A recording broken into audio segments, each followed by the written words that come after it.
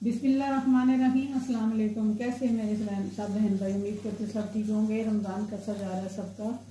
रमज़ान माशाल्लाह हमारा तो बहुत अच्छा जा रहा है। आज भी बाहर बारिश शुरू हुई है, बड़ी ठंडी यख हवा चल रही है। और यहाँ पे जी हम अफ्तार टेबल पर बैठे हैं। आज 23वें रमज़ान की अफ्तारी की वेट कर रहे हैं हम लोग।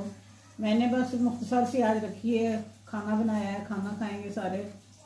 और वैसे ही मेरे भाई आए हुए थे तो वो चले गए, वो उन्होंने इफ्तारी नहीं की तो फिर रोक दिया कि चलने जिसने फ्रूट खाना वैसे खाना, फ्रूट चाट हमने नहीं बनाई। यहाँ पे बनाई है ये दही फुल्कियाँ, ये घर में बनाई है, और ये चटनी है, ये पकौड़े, खजूरे, और ये फ्रूट है, और ये जूस है, और साथ हमने खाना है खाना।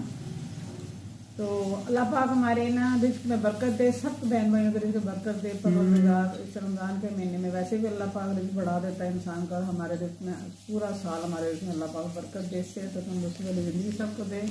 दुआ में याद रखिए, अपना ख्याल रखिए।